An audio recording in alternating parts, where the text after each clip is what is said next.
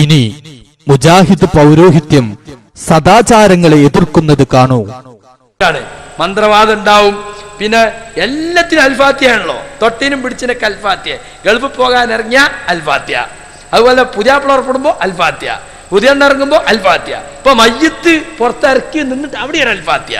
കണ്ടോ, പുരക്ക് കുറ്റിയടിക്കാൻ അൽഫാത്തിയ, കട്ടില വെക്കാൻ അൽഫാത്തിയ, പുരയെ കൂടണമെന്ന് മൗലൂദ്, ഹജ്ജിന് പോകുമ്പോ അൽഫാത്തിയ. ഒരു മണവാളൻ ഇറങ്ങുന്നിടത്ത് അൽഫാത്തിഹ, വിസ കിട്ടിയിട്ട് ഗൾഫിലേക്ക് പോകും അൽഫാത്തിഹ, നിക്കാഹ് നടക്കും അൽഫാത്തിഹ, അൽഫാത്തിഹയുള്ളിടത്തെല്ലാം ഗാന്ധിത്തല. ഒരു ഗ്ലാസ് കോള കുടിച്ചാ നരകത്ത് പോവില്ല, റോഡൊന്ന് വീതി കൂടിയാ നരകത്ത് പോവില്ല, എക്സ്പ്രസ് ഹൈവേ ഉണ്ടായ നരകത്ത് പോവില്ല. ഇനി വെള്ളം ചീത്തയായി ഒരു മോശമായ വെള്ളം കുടിച്ചാ നരകത്ത് പോവില്ല. പക്ഷേ നിങ്ങൾ ആലോചിച്ചു നോക്ക്, ദർഗകളിൽ മന്ത്രിച്ചു ഊതിക്കൊടുക്കുന്ന ശിർക്കിന്റെ വെള്ളം അത് കുടിച്ചാൽ നരകത്ത് പോകും തീർച്ചയാണ്. തലമൊട്ടടിക്കൽ കുഫ്രിയത്താ, അത് അഹ്ലു കിതാബുകാരുടെ സ്വഭാവമാണ് നബി പറഞ്ഞത്. തലമൊട്ടടിക്കൽ കുഫ്രിയത്താ, അത് അഹ്ലു കിതാബുകാരുടെ സ്വഭാവമാണ് നബി പറഞ്ഞത്. ഒരു തിന്മ ഒരാൾ വ്യഭിചരിക്കുന്നതിനേക്കാൾ, ഒരാൾ മദ്യപിക്കുന്നതിനേക്കാൾ, ഒരാൾ പലിശ കൊടുക്കുന്നതിനേക്കാൾ, ഒരാള് ഈ നിലക്ക് അധർമ്മം പ്രവർത്തിക്കുന്നതിനേക്കാൾ, അളവിലും ദുഃഖത്തിലും കൃത്രിമ പ്രവർത്തിക്കുന്നതിനേക്കാൾ പിശാചിന് ഏറ്റവും ഇഷ്ടം നമസ്കാരത്തിന് ശേഷമുള്ള കൂട്ടപ്രാർത്ഥനയാകുന്ന ബിദ്അത്ത്, സുബഹിക്ക് ശേഷമുള്ള കുനൂത്താകുന്ന ബിദ്അത്ത്. ഒരാൾ വ്യഭിചരിക്കുന്നതിനേക്കാൾ വലിയ തിന്മ. സുബ്ഹാനല്ലാഹ്. കെട്ടിപ്പടുക്കൽ ഇസ്ലാമിലില്ല, കുമ്മായം പൂശൽ ഇസ്ലാമിലില്ല, വെള്ളപൂശൽ ഇസ്ലാമിലില്ല, വെണ്ണക്കല്ലിൽ തീർക്കൽ ഇസ്ലാമിലില്ല. എന്നിട്ട് അതിന്മേൽ ജാറം മൂടുന്നു, പട്ടുകൊണ്ട് മൂടുന്നു, അവിടെ വിളക്ക് കത്തിക്കുന്നു. എന്തിനാ ജാറം മൂടുന്നത്? തങ്ങൾ പാപ്പാക്ക് തണുക്കാതിരിക്കട്ടെ, കൊതുക് കടിയില്ലാതിരിക്കട്ടെ എന്ന് വിചാരിച്ചിട്ടാണോ ഈ പട്ട് മൂടുന്നത്? എന്തിനാ അവിടെ വിളക്ക് കൊളുത്തുന്നത്?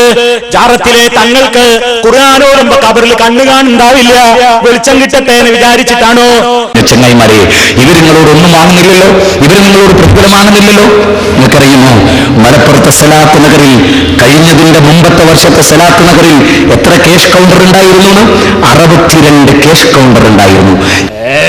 ചാക്കിൽ കെട്ടിയിട്ടാണ് 1000ന്റെ നോട്ട് ലോറി കയറ്റി കൊണ്ടുപോയത്. ചാക്കിൽ കെട്ടിയിട്ട് അവിടെ വരുന്ന 2-3 ലക്ഷം ജനങ്ങളോട് പറയാ, ആ നിന്ന അത്രയും അടിക്കില്ല പൈസ. അപ്പോ എറണാകുളത്ത് MG റോഡിൽ 60 ലക്ഷം രൂപ അവിടുത്തെ ഒരു സെന്റിന്. അപ്പൊ പാവപ്പെട്ടവൻ എറണാകുളത്തുകാരൻ ആ നിന്ന സ്ഥലത്ത് എറണാകുളത്തിന്റെ വില എടുക്കണ എത്ര ഉണ്ടാവും? സത്യത്തിൽ സാധിക്കുമെങ്കിൽ യുവാക്കളോട് ഇത്തരം ആളുകളെ ചങ്ങലക്ക് പിടിച്ച് ബന്ധിപ്പിച്ചിട്ട് മരിക്കണവരെ ഭക്ഷണം അവിടെ കൊണ്ടു കൊടുക്കുക, നല്ല ഡ്രസ്സ് അവിടുന്ന് കുളിപ്പിക്കുക, പുറത്തേക്ക് ഇറക്കരുത്. എന്നാൽ ഒരുപാട് ആൾ കേരളത്തിൽ നിന്ന് സ്വർഗത്തിലേക്ക് ഉണ്ടാവും. നിങ്ങളൊന്ന് ആലോചിച്ച് നോക്കി, ഇവന്റെ പേര് മുജാഹിദെന്നോ അതോ മുൻജാഹിലെന്നോ? ഞാൻ പറഞ്ഞു മുൻജാഹിലാന്ന, പഴയ ജാഹില്. കണ്ടിട്ടുണ്ടോ? പരിശുദ്ധ ഹറമില് തവാഫ് ചെയ്യേണ്ടതിന് പകരം പിന്നെ പല്ലി അട്ടത്ത് പറ്റി പിടിച്ച മാതിരി അവിടെ പറ്റി പിടിച്ച് കിടക്കുക. ഇവനൊക്കെ ഭരിച്ചിട്ട് അറബികളെ കൈ മുറിഞ്ഞു പോവുകയാണ്, അയിമല് കെട്ടിപ്പിടിക്കുകയാണ്. എന്താണ് അവിടത്തെ സവിശേഷം? അവിടെ ഇറാ ഗുഹയിൽ ചെന്നിട്ടൊരു പാകിസ്ഥാൻ എന്ത് കല്ലിന്, ഞാൻ വിചാരിച്ചു മൂപ്പരെ കല്യാണം കഴിഞ്ഞാണ് പാറയായിട്ട്. ഭയങ്കര മുത്തല്. ഈ സമൂഹം ജീവിക്കുന്ന ഒരു സ്ഥലം അല്ലേ, ശിർക്കിന്റെ കൂടാരങ്ങളെ, ഗോഡൌണുകളാണ് പാകിസ്ഥാനൊക്കെ ശിർക്കിന്റെ.